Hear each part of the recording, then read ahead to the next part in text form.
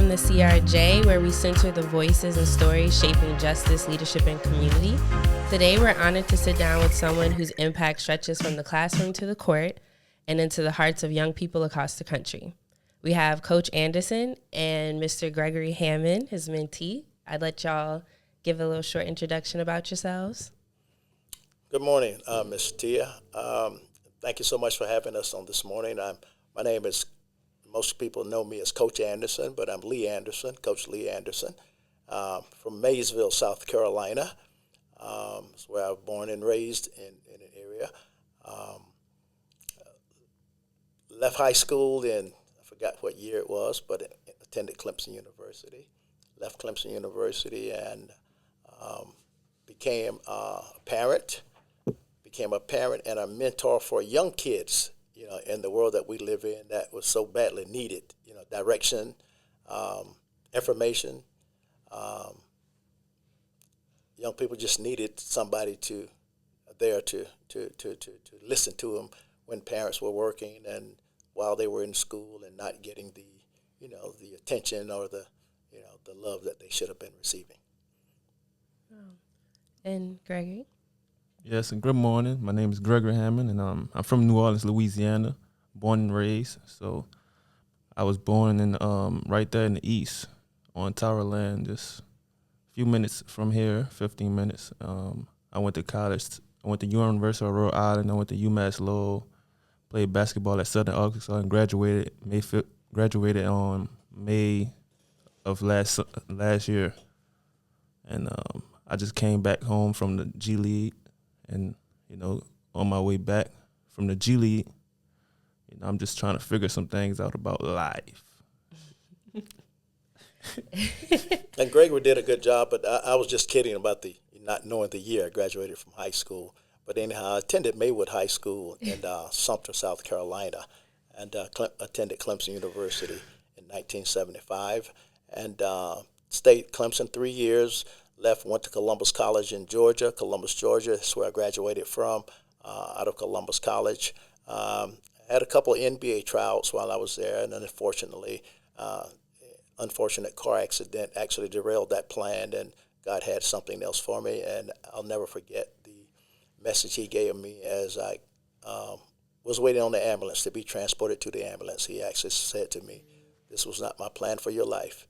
I'll bless you through your children." At the time, I didn't have any children. Didn't understand the concept of what he was trying to tell me. But later on in life, I understood it. The term children, that's where I found all my joy and my passion. That was it. And right now, today, I'm still, serving that mission. Right, and you brought Gregory, your mentee, and Gregory, here with us. He's with me. He's a mentee of mine. That's proof of what I'm doing. And he is just one of the many thousands of young people who benefited from my leadership and my teachings. And if I had a dime for every time somebody called me back over the years and said, "Coach, thank you so much," I might have a little bit of money saved up right about now. So, Gregory, what's it like hanging out and being under Coach Anderson's wing? It's like it's like a safe place to be in, and I can always laugh and be around and be myself with him, and so it's just fun to be around Coach Lee. That's what it's about. And it's fun being around Gregory. He's a very innovative young man. He's different. He's totally different from a lot of 23-year-old young men that I've met or have taught over the years. But he has a passion for what he enjoys in life, and his passion happens to be something that I actually had a passion for as I was growing up. So It's easy to relate to what he's dealing with. And since he and I met some 4 or 5 years ago, the relationship now is stronger than it has ever been. And we're around each other. Since he's been here, we've been around one another on a daily basis. As a matter of fact, I do a lot of training with Gregory right now. As he said, he's an NBA player.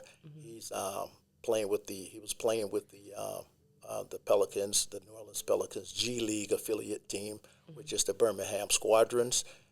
That's where he actually started at, and now he's a free agent in the world looking to re-sign either with them or with other teams out there that are interested in him. So he has a very bright future. Um, um, as far as basketball is concerned, being 23 years old, I remember back when I was 23 and what I thought was going to happen in life. But if he's thinking like I did, he has a very bright future ahead of him. Wow, that's amazing. And can you tell us about your journey from educator to youth advocate and what inspired your passion for working with young people? My journey from educator to, repeat the last part. Youth advocate, like working with Yes. the youth. And Yes. My journey from educator to youth passion, a passion that I have for youth right now. It has been an easy transition. In it, when I started out in education, I actually left the UPS world, and I remember the same voice when God spoke to me years ago and told me this was not my plan for your life. That He would bless me through my children. Children, the plural term children, stood out to me, and I had to figure out what He meant by children because I didn't have any children at the time.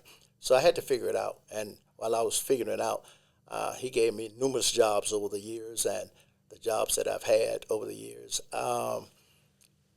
didn't bring the satisfaction that I was looking for. I was very unsatisfied with what I was doing, making a lot of money, but was never satisfied. And as a matter of fact, there's one particular job I had. I was making $73,000 at that time a year, and that same voice that told me He would bless me through my children, that this was not my plan for your life, I'll bless you through your children. That same voice spoke to me when I was doing one of these other jobs that I was dissatisfied with. Told me that these boxes aren't going to give you what you're looking for in life. Mm-hmm. And I immediately made a decision, to remove myself from that position to the school system, where I ended up, being a character education, PE teacher, athletic director at the Chestnut Oaks Middle School in Sumter, South Carolina. And I did that for 10 years. Chestnut Oaks Middle School was a school that had predominantly at-risk kids. Mm-hmm. And academics was something that we had to work on. And over the years, I developed a couple of programs that made kids really, really interested in becoming a part of the program that we were establishing. But in order for them to become a part of that program, they had to make sure they dot the I's and cross the T's in the classroom.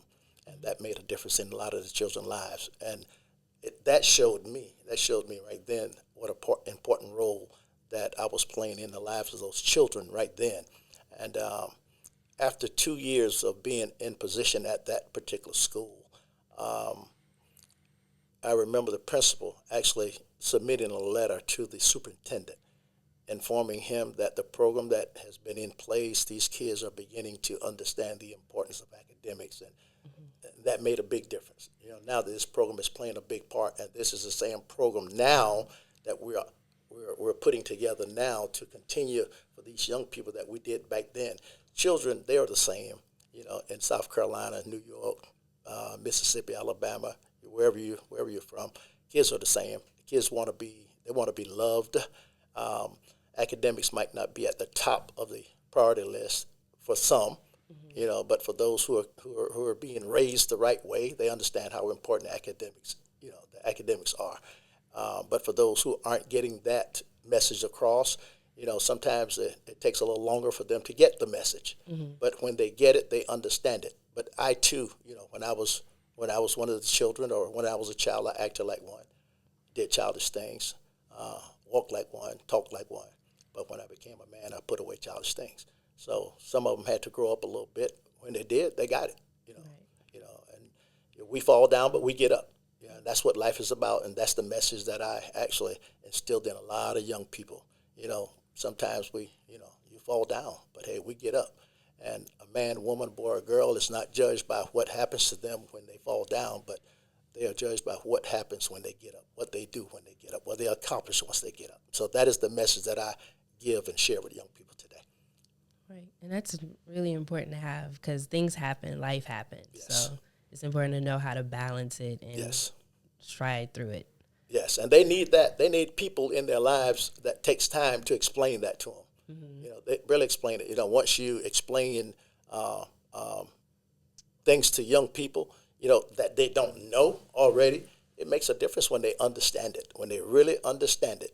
Yeah. You know, and sometimes we tell it to them, but they don't really understand it. But when they really, really get the gist of it, they understand how important it is. They do. Yeah, it's important to have that conversation. Yes. Of course. Gregory, what do you believe today's young people need most from adults around them? Today's young people, what they need from the adults, I feel like they need, constant discipline, constant love, just not discipline them like physically, just come down, sit with them and talk to them mentally, like mental things. Right. That's what I feel like they would need. Letting them know they're wrong. Yes. Holding them accountable. Yeah. Yeah, that's a good answer. Very good. What about you, Coach? What about you? What do you think the youth? Well, I agree with Greg. I agree with him. Young kids need so much to survive within today's world. But discipline, I think, is probably bigger than anything. Because not being disciplined or learning discipline when you're young, if you're not disciplined when you're young, you're not disciplined when you're older. Yeah. And when you're older, there are a lot of consequences that you have to face. That sometimes it could be things you can't control, and maybe legally, it can cause you a lot of problems. Yeah. So, but if you get it early, as my dad used to tell me a long time ago, and I appreciate him for that. He said, "Son, me disciplining you does not mean that I don't love you. Right. I discipline you to correct you. I discipline you to correct you." Young people have to understand that as parents, that is our job, to discipline our kids. Because if you don't discipline the kids, back in the day, there was an old adage that if you spare the rod, you'll spoil the child. I know the rod is no longer in the picture today, certain things going on, but discipline the kids, it's important for more reasons than one. Kids grow up with a better understanding of following the rules. When you go to a school and you see a sign on the wall or in the hallway that says no running, that's not for everybody. That's for the ones who don't know any better. That's for the kids who are not disciplined. The disciplined kids know to walk. Right. The signs are not for everybody. They're for those who are not getting it. So once you get it, and as parents, it's our job to make sure that we do that. Early discipline starts at home, just like everything else. Everything starts at home. Early school starts at home. I've prepared my kids from day one, and what I expect at home is what I expect at school. Right. Nothing no different. And they understand that every day. Even my 11-year-old son right now, I tell him, "Hey, son, do the best. Give me the best you got today. Make sure you understand you're not a follower, you're a leader. Make sure you lead and not follow. And give me the best you have. And if you give me the best you got, and if your teacher tells me that what you did today was an average grade, but you gave it all you had, that's all I expect from them. But if you told me that you didn't give it what you got, you could have done a lot better, that's a problem." So he understands that hard work is expected. And kids have to understand, a lot of parents, today's parents, and I guess me too included, I try hard not to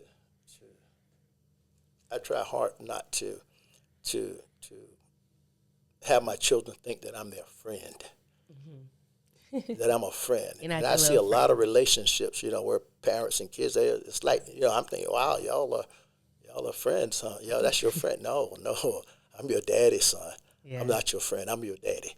So I remember back a couple of years ago, I was standing in a Pizza Hut place, and a young man was standing there, and he was telling a person standing in front of him how difficult a time he was having with his boys, 2 boys, and he was saying how many problems he was experiencing with them, and and it's just problems after problems after problems. And I, I'm trying to mind my own business, but I'm hearing the conversation. So I butted into his conversation. I say, "Excuse me, sir, are these your biological sons that you're talking about?" He said, "Yes, they are." And I said, "So you can't do nothing with your biological sons?" He said, "Oh, you must not have any boys. You don't know how tough it is." So, "Sir, I have 2 boys, and I'll give you my 2, and you give me your 2. You come back 3 weeks later, you wouldn't know these your boys." That's how confident I am in what we do in terms of disciplining kids. Right. Yes. Yeah, that's something though. But for today's youth, what do you see that's visibly different from when you first started out getting involved with the youth? Do you think there's a difference with this newer generation versus? Well, the generation is surely different. When I started, I don't know how much different it is because right now I think we're experiencing the same things then that we're experiencing now. But if you talk about the generation before that, now, wow, you're talking about day and night difference. Yeah. Parents really had control of these kids. Parents really had control. Now I think parents are a little bit intimidated by what happens if they really discipline their kids. So we all kind of, walk a straight line when it comes to disciplining kids, and want to be certain that we're not in violation of any lawful stuff. So, but what is different now? I remember when I first started teaching middle school, and it was very new to me. It was totally new to me, that generation of kids. But men were very much needed in schools, which right now today they're still needed, but because men makes a difference, especially with boys. Yeah. And there was a situation in the school gym, and at the end of the situation, they ended up in the principal's office, and the principal wanted to know what caused this problem. And one of the young men looked at the principal and was explaining what happened. It was a gang-related situation. And the principal said, "Well, son, tell me this. When you get 30 years old, what is it that you will be doing with your life?" And the kid looked at the principal, dead in his eyes, and said, 30 years old? We die out in our teens. That's different. Yeah. That's totally different. Now, today, it's the attitude is kind of like, reminiscent of that, that conversation.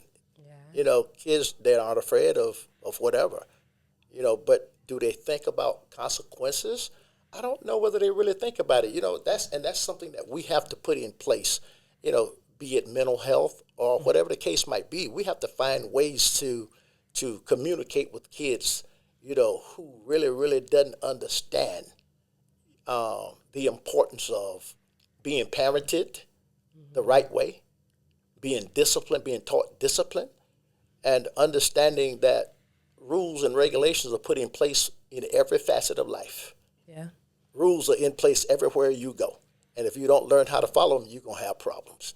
And right now, our kids, they understand, but what was concerning was the we die out in our teens moment. If that is the mentality of some of them, I sure hope it's not the mentality of all of them. But then as we look at the violence or hear about the acts and stuff in the cities that we live in, you never know whether this is the way it really is or the way they think. But then all we can do is pray and ask God to help us raise these children, and if maybe what we're doing now, putting programs in places to help these people, young people, understand, that wasn't in place before. And I think we have a program right now, and we'll talk about that in a little bit or just a little bit later, about how this program can benefit young people. And, young people now have choices in life. They have choices that we didn't have growing up. They have choices now. And they have so many different choices now. And all they have to do is apply themselves and prepare themselves. And life can be beautiful for these people, for these young people. Yeah, and there's definitely a lot more resources, Yes. and Yes. it's just about wanting to do it, being involved with it. But Yes. so how do you encourage young people who feel like they don't have the resources or the support to succeed? Because a lot of children, I know from the work that we do with the center, I've met some kids who their parents are really young or they're working multiple jobs and have all these siblings. So they feel like they have to go out in the streets and to be the man of the house early on. Well, all of my programs over the years, being connected with education and the children of the schools, everything that I've done has been predicated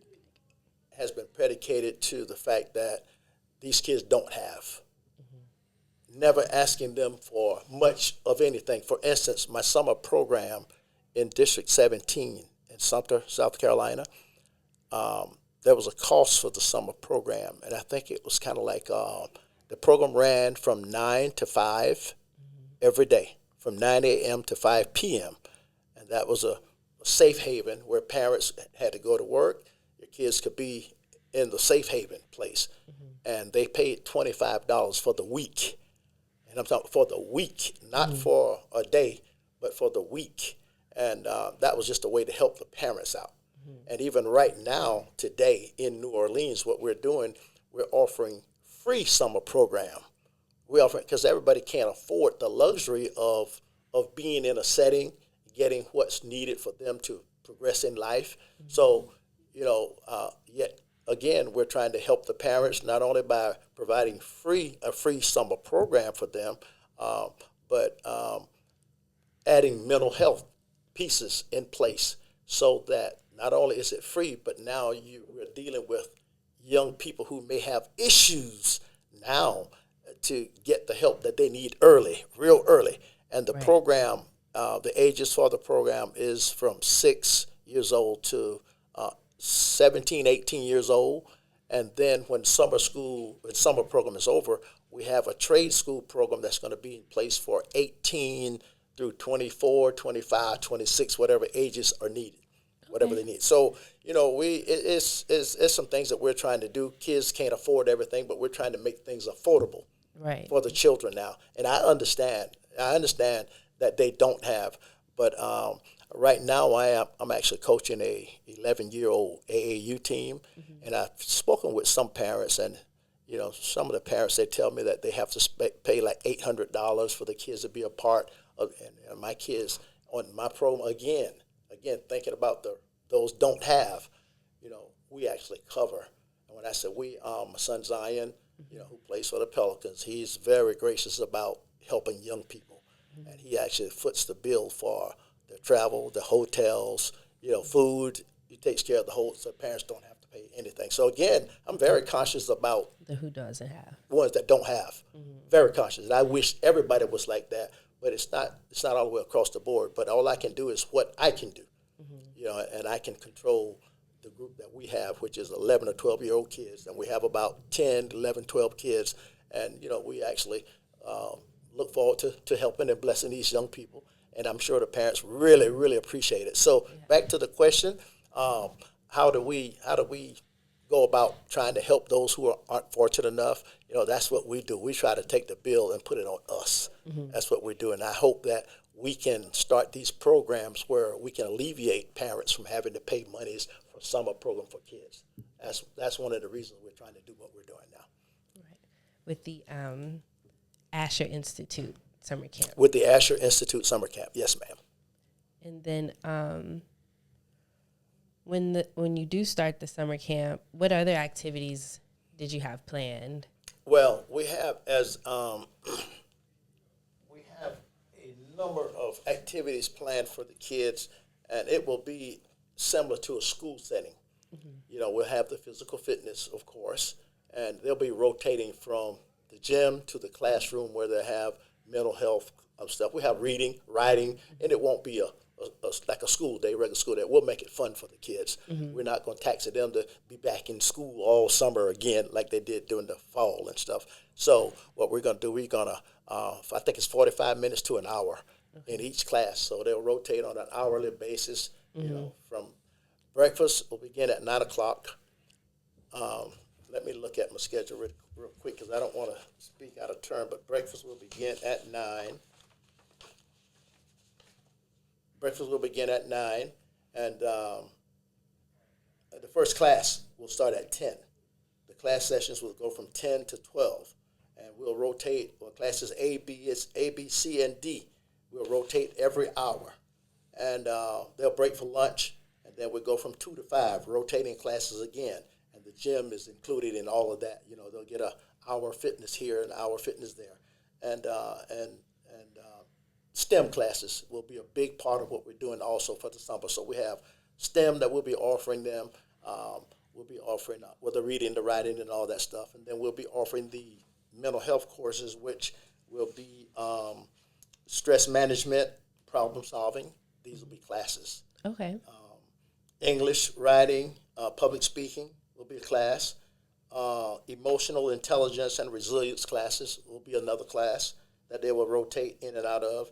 And one of the bigger ones will be conflict resolution, trying to get our kids to understand how to resolve problems without committing to violent acts or whatever the case might be. Right. And that is something that is big in our communities, you know, where everybody, and I know where we get it from, but wherever they're getting it from, we have to be the avenue where we teach them, you know, hey, listen, there are consequences to everything. Every action, there are consequences. This might not think about it before you do it. Right. That's what we want to do, get their attention and get these kids the understanding that, hey, maybe this is not the way it should be. And as you grow up, you'll grow up knowing that that's not the right way. Right. And those are all essential skills that our young So those are the people classes that we'll be having. And we expect 1,000 students to start with. Again, the English writing, stress management, problem solving, conflict resolution will be the basics for the classes that we're going to be having. Yeah, that's amazing.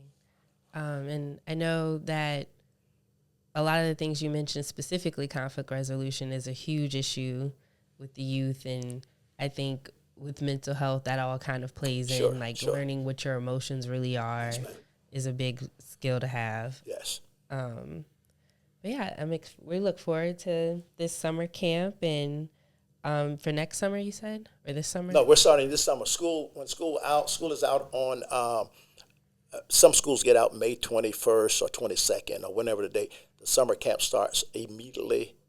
We don't give the kids any downtime. Okay. We try to get them off the streets immediately, because if you give them the streets, we have to understand, and our kids having idle time, that's where the devil hangs out at. You know, we want to give them some positive direction during the summer. And so we have agreed to start the program May the 26th. If school is out on the 22nd on that Friday, on the 26th, that Monday or whenever, that's when the camp starts. And the camp will operate from the 26th of May until the Monday before school starts back on August the 1st. We end the program August the 1st. Full summertime. School starts like August the 3rd, 4th, or 5th. We end on August the 1st. Yes, ma'am. Okay. Full summer. And how will people be able to find the camp? They just look up Asher Institute? Well, we're going to have a website. We're in the process of doing dotting the I's and crossing all T's right now. And I know it's late in the summer, but a lot of people already been made aware that we are going to be at the Dryas YMCA on Aretha Castle Haley Boulevard. They understand that, but we also have some other sites. If we outgrow the YMCA, we have some other sites that we're planning to institute. But right now, until we get to the overgrowth part, we're at the YMCA right now, basically. And we're going to have a website set up, but right now the city, I'm sure we're going to have the city, and as we continue to finalize the details, there'll be announcements, and I'm sure news stations and all will be making announcements to make parents aware. And I'm sure some parents have already committed children to certain programs, and I'm sure it has cost money for them to be. But for those who have already done that, if you can get a refund back, get a refund, because our camp, there won't be no cost, and the kids will be fed breakfast, lunch, and for those who need a take-home snack, they'll get a chance to take home something in the afternoon with them also. So we're trying to make sure that these kids are cared for. We say that kids are our top priority. We say that, but do we really mean it? Now it's time for us to show it. Yeah, And it's needed. It's needed. It's yes. needed really bad right now. So going back to mentorship, fatherhood, you said you have 2 sons. And what advice would you have for young Black fathers or those who serve as father figures in showing up for this next generation? Repeat that one more time. What advice do you have for young Black fathers? The advice I have for young Black fathers is take advantage of the time you have with your children, simply because time goes by so fast. Mm-hmm. And when boys get a certain age, and girls, when they get a certain age, you know, that moment that you had to help mold and shape their lives, you won't get that again. Mm-hmm. The advice I give to young parents right now, take advantage of the time that you have with your young children now, because when you mold and shape the minds of young people right now, they won't forget it, and you won't forget it. Now, when I had the chance to teach high school and middle school, and when I thought about it, God kept telling me, you know, he kept saying to me, you know, children. I made the decision. I can help mold the minds of these young kids. Mm-hmm. But a 15, 16-year-old kid, their mind's already molded. Mm-hmm. They're already there. So I chose to go in the direction of where I can really mold and shape and help cultivate the minds of young people. Mm-hmm. So if we want a better culture in New Orleans, we have to start when they're young. Mm-hmm. We can't start when they're 15 years old. We have to start plant the seeds now while they're young. And that's what we want to do now. Let's plant the seeds that we might see a better culture down the road. So the advice I give to young parents is take advantage of the time you have with the children, be consistent, set standards, and don't change, don't waver from your standards. That's the best advice I can give. Stay consistent with it. I saw my son in the gym yesterday, and Greg was sitting there, and Greg said, "What happened?" I said, "Well, I told my son, I said, hey man, pull your pants up on you." You know, for some reason, however they got sagging, you know, and he knows that's nothing we go along with. So, but whatever he wanted to do to fit in with some of the other guys, you know, I told him, hey, pull them up. We don't do that around here. You know that. Right. So he immediately pulled them up, and they never came back down. So those are the things. You have to address issues like that. Mm-hmm. Our boys will do better if they know better. Exactly. They'll do better if they know better. I definitely agree with that. Yes. And how do you balance tough love with empathy when mentoring or parenting? How do I balance tough love with empathy? Well, that's a part of who I am. Mm-hmm. You know, my dad showed me tough love. He showed us tough love. I mean, tough love. Mm-hmm. And it is something that I have taken from my father that I implement right now with children. Mm-hmm. You know, but they understand why I'm tough. They understand why I'm tough mm-hmm. because I want the best for them. You know, I said, long as I'm tough on you, that means I care for you. Long as I'm tough on you, you know, I want you to exceed any expectations that you might have for you, I might have for you, or whoever might have for you. I want you to blow it out of the water. That's why I show tough love. But the empathy piece, you know, every now and then when I've gotten on them really good, I have to go back and throw my arm around them. You know, like, give them a hug. Hey, listen, you know, I'm getting on you because, hey, listen, this is what's good for you and what's best for you. Mm-hmm. You know, there's a if you want to reach the top, you know, if you can't stand the tough love, you ain't gonna be able to enjoy the real love. Mm-hmm. You got to be able to balance the two. There's toughness here and there's love here. You know, so once you can balance the two, listen, life is going to be beautiful, and you'll understand that. And I have a phrase that I use with the kids all the time. I'm hard, but I'm fair. I'm hard, that's the tough part. Fair is where the love comes in. Right. That's how I balance it. I give them tough love, and then I give them the hardcore piece of it, and then I throw my arms around them, let them know why I had to do what I did. And it's important to let them know It's important. Why. It's important. Yes, it is. To explain I've had a lot of success doing this. Mm-hmm. Had a lot of success. I've actually had DJJ, the Department of Juvenile Justice in South Carolina, come to me and say, Coach, we've heard about your program, and we're very interested in you working with some of our kids. And they wanted to know about how many I could take. And I told them, let's try 25. And they look at me and say, 25? No. And I thought I said something wrong, but they told me, no, these are weapon carrying, drug dealing kids that we're dealing with. And I'm like, but these are children. They're still children. You didn't tell me these are adults. You said children. Right. So if they're children, I got them. Let me have them. So anyhow, they came in, they gave me 10. And they gave me the 10 kids, and it's supposed to be 10 of the toughest kids they had. But when the program was over for the summer, those parents of those 10 kids wrote letters to the superintendent in Sumter School District 17 asking, is there any way we can continue this program? Because these kids are benefiting from it. They're no longer in trouble. They're no longer hanging out in the streets. They're finding positive things to do in the program. Wow. So that is one way, that is one way tough love. You can take the toughest kid out in the street, and you can show them love, and you win them over. And that's all they need. That's all they need. That's what that's they're all acting they out need. for. That's all they need. And if the world will understand that these kids just want to be loved.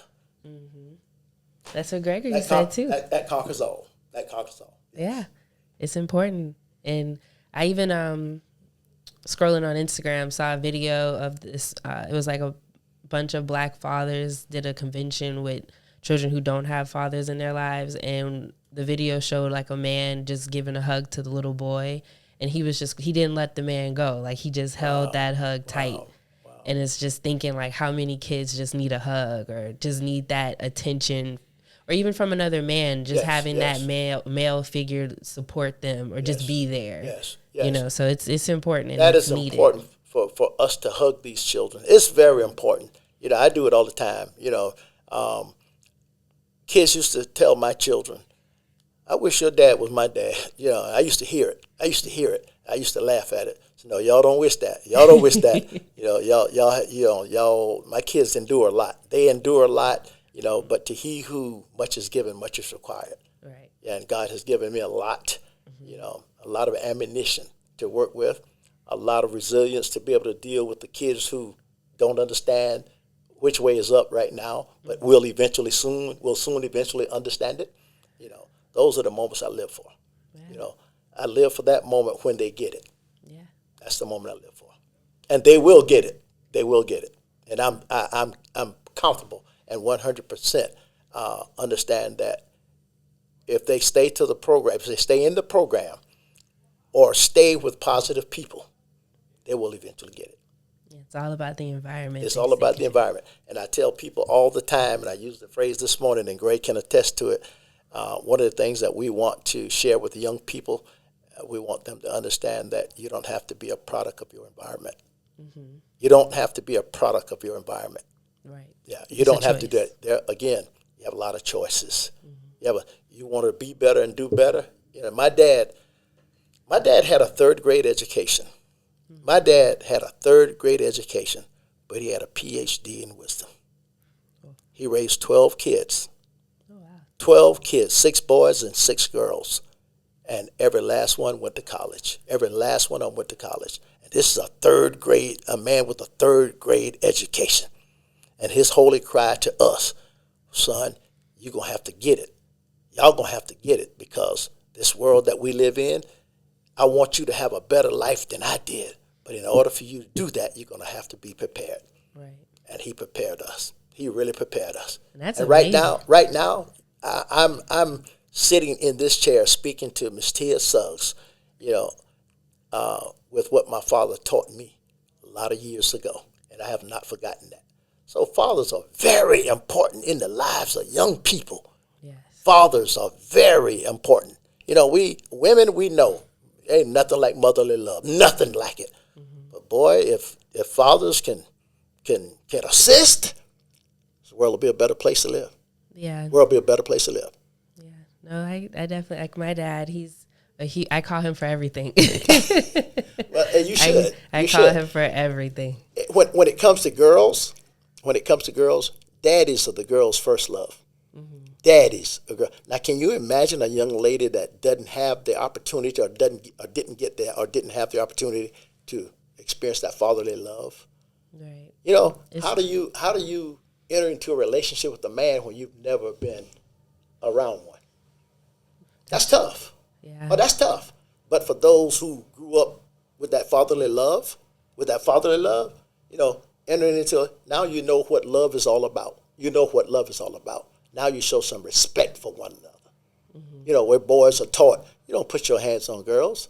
Even right now today, that's something I've never done, never will do. Right. Don't have any intentions to teach my boys the same thing. Don't ever put your hands on women. Whatever you do, don't ever do that. And all the time we hear, violent acts in the city where, men are taking advantage of women. That's not fair. That's not right. That is not right. That makes me cry when I think about that. It's not right. Yeah, and that's where having a strong man and to instill that yes comes into play. Yes. And in what ways do you think the schools can work to support young people in the community? What ways I think schools can work to support young people? Mm-hmm. Well, I think offering more programs, having more programs implemented in schools. Mm-hmm. A large percent of the time of children is spent in school. Right. We used to spend all day in school, and then after school hours we're in school, after school for all the extracurricular activities. Make sure these programs are supported by adults, sound adults. Mm-hmm. That's important. Make sure programs are available, but you have people to support those programs and who will be good for the students, who will be good for all students. That's what is needed in our neighborhoods. That's what's needed in our schools. And most of all, that's what's needed in our world. Schools play a big part. Kids spend 8 hours a day at school. Yeah. They spend almost 8 hours a day in school. That's a large portion of time. Life is broken down into 3 sections. 8 hours for rest, 8 hours for work, which is school, and 8 hours for play after school. So a large portion of your day is in school. So schools have an important role in the lives of children, whether we know it or not.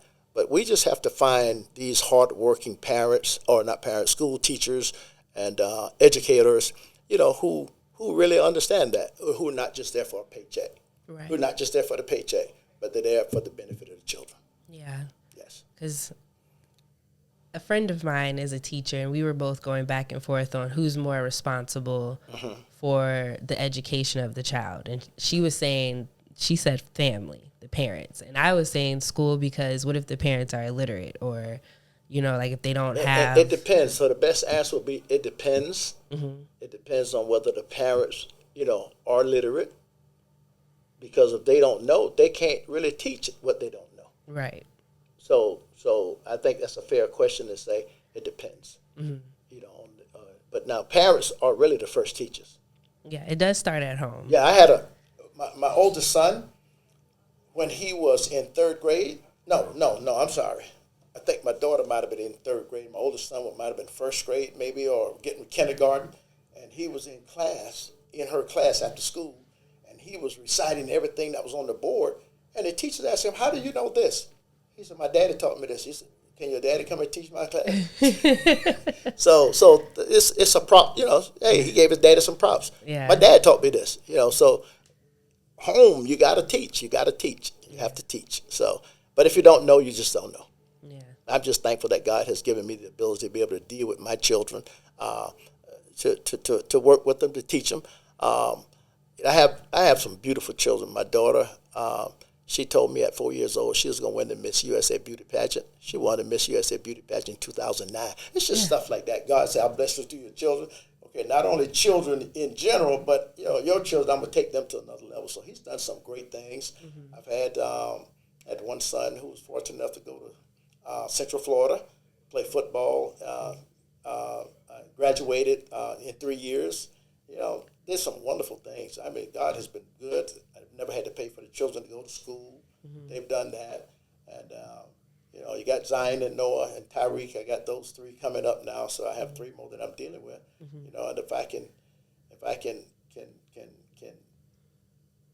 brave the waters, if I may use that term, and get Zion to understand, some of the things that I'm telling him. And I tell Zion all the time, You know, I was 17, 18, 19 years old once, you know. But my dad used to say to me, and I'm going to say it to you like he would say it to me, son, you may not understand what I'm trying to tell you, but you'll get it after a while. You'll get it. So I just trust and pray that God allows me to be able to see the maturation process in all of them. Yeah, that's great. Mm-hmm. You're all doing big things. So your work speaks for itself. Yes, yes. And I know when we were talking earlier about the impact you have on the youth, but we spoke about the one moment that reminded you that your work was making a real difference in a young person's life. Well, there are moments, but there are two that actually stand out and one of them just happened this year. I was notified about it this year, and one happened about 3 years ago. The Pelicans actually went to Colorado. To play the Denver Nuggets, and that was a parent trip, also a West Coast trip that the parents went on, and we actually went on that trip. And as we entered into the arena, as we were sitting there, getting ready to watch the game, there's a young man that came up to me. He said he saw me when I walked in the building and sat down. That's how he knew where I was sitting. And he came and he just stood right in front of me during the game. And he said to me, Coach Anderson, I looked up. There's a kid I taught in middle school. Oh, wow. You know, and I knew who he was. And he told me who he was. And I'm looking at him, what are you doing here? What are you doing here? And he simply said to me, he said, Coach, I'm in the Army. I'm a lieutenant in the Army. And I'm 2.5 hours away from here.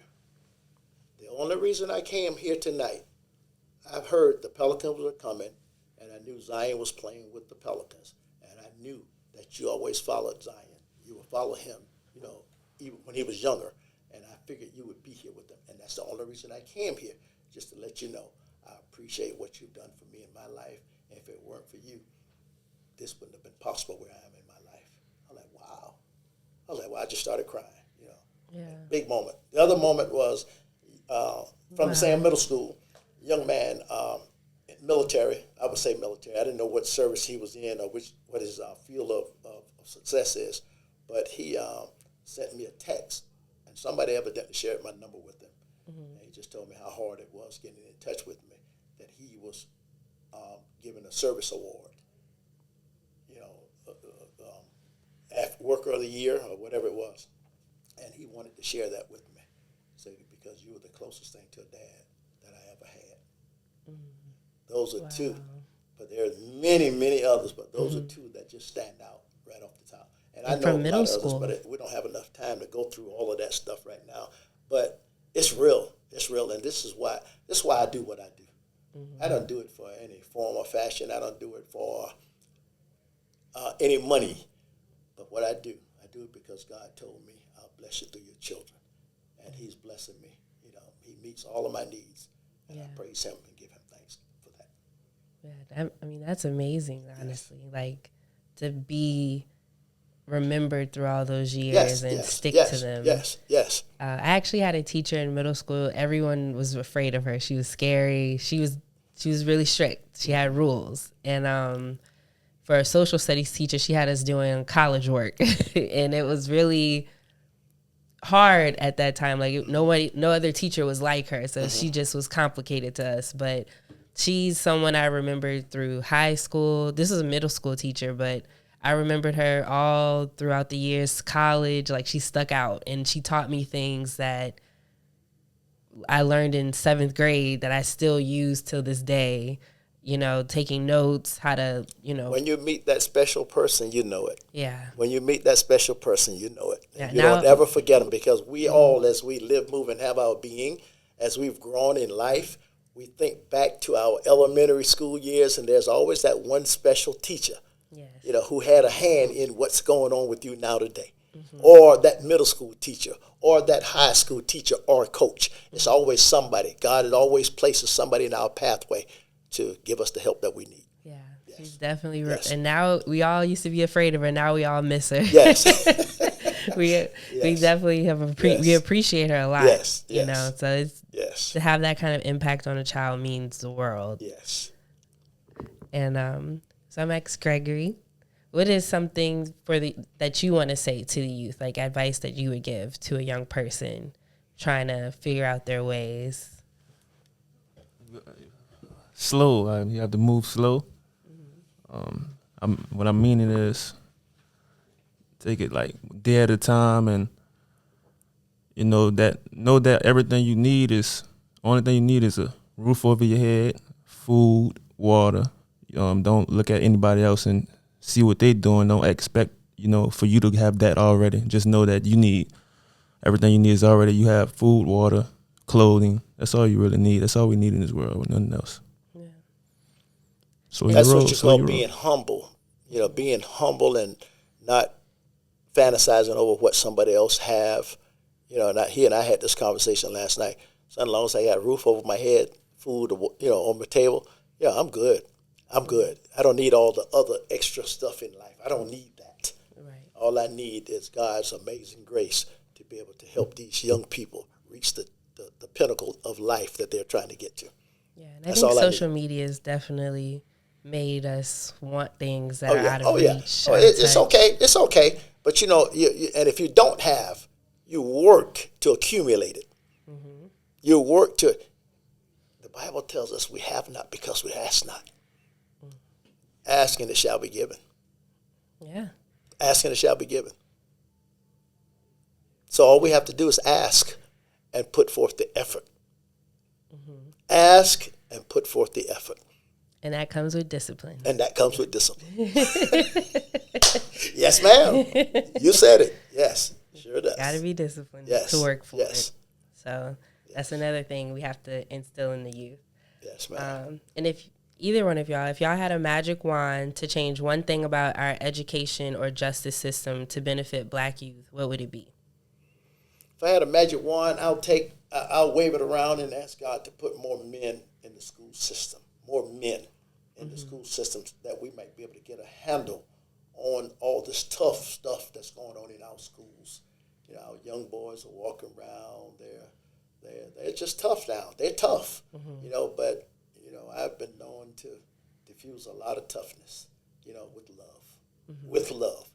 But men are the key. If I had a wand, I'd wave it and say, God, where are the men? Where are the men in the school system? And we're talking outside of just being a coach, right? Just outside of being a coach, just men. Just be a math teacher, English teacher. Now, my son Noah, he was at Newman, and he had all female teachers.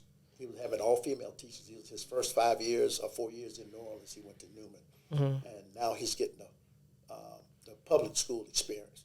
And in the public schools, I was so impressed with the male teachers, and it has made a difference. Mm-hmm.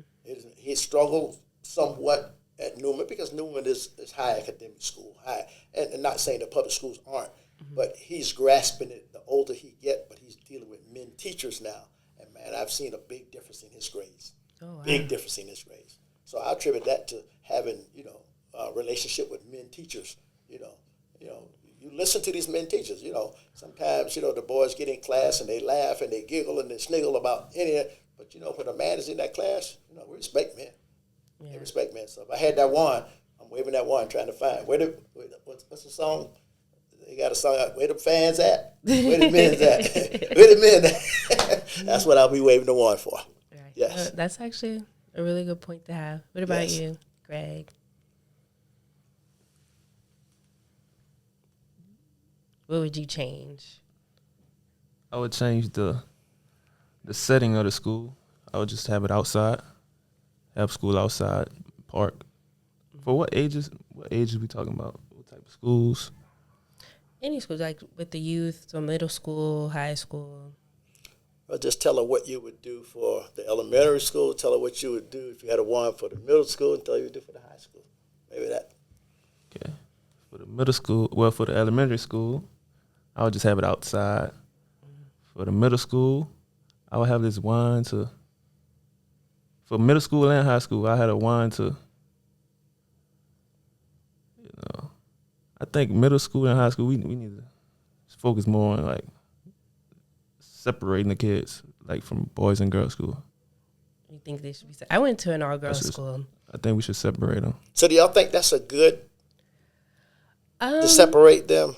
I think, me personally, I went to St. Mary's Dominican, and it was less distractions, I would say. Certainly you'll have less distractions. Yeah.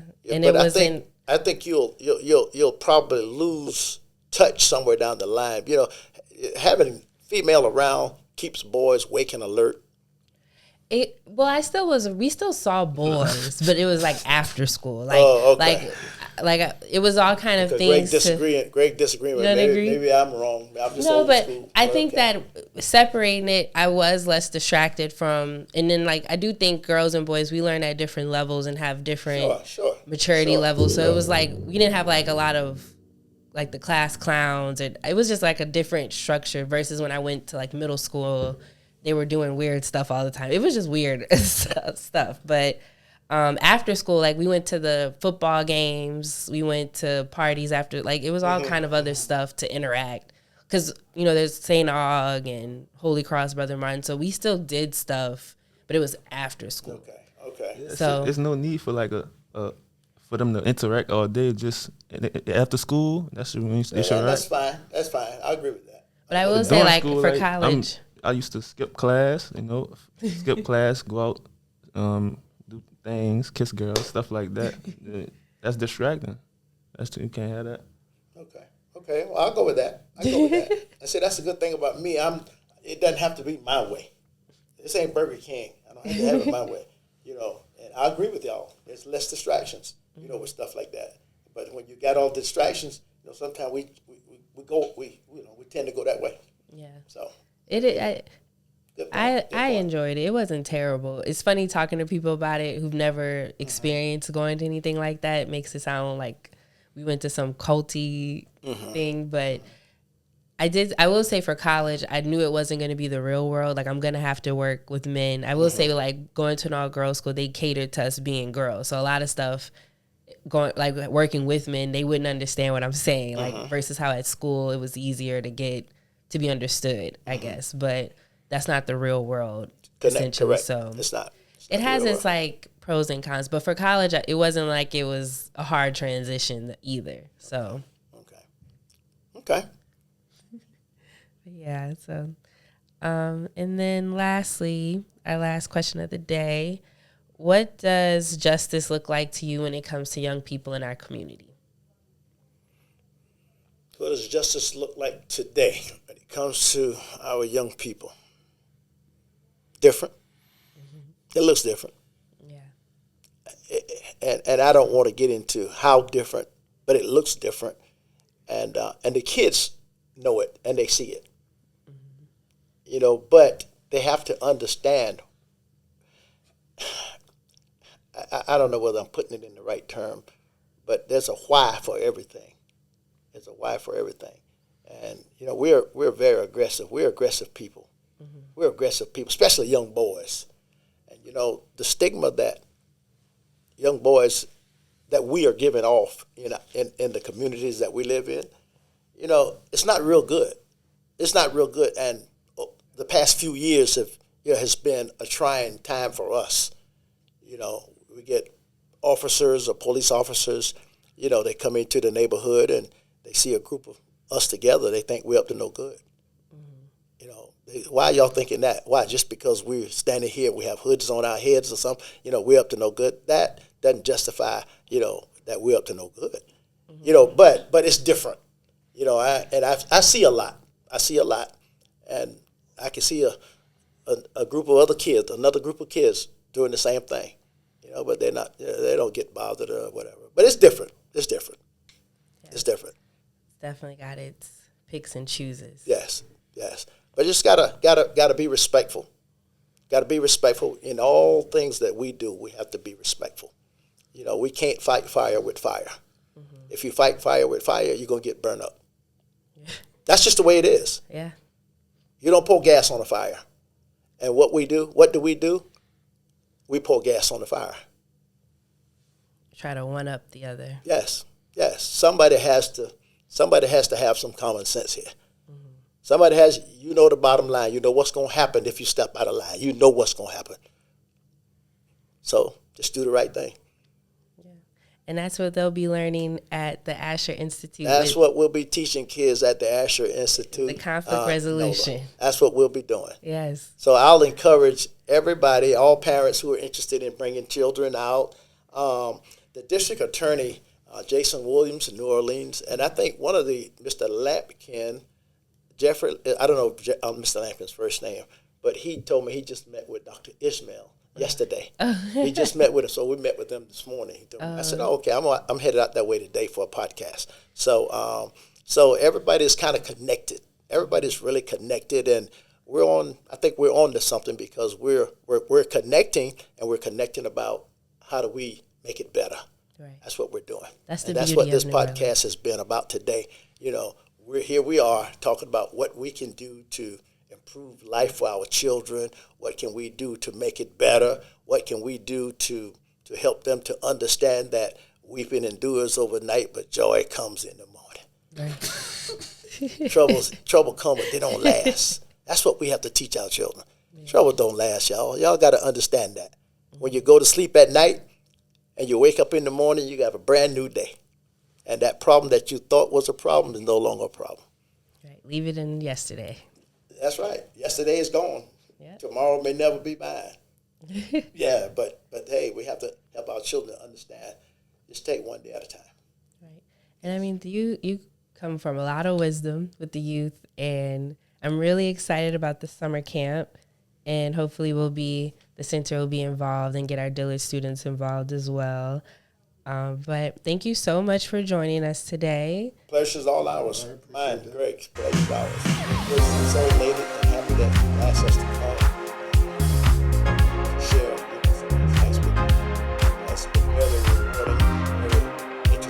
rewarding and very interesting. I'm sure for Gregory, being a young man, 23 years old, sitting down in a room talking about positive stuff, how do we change the world for our children, he's not much removed from that child state. And so here we are trying to participate on this forum. Is really good. It's really good.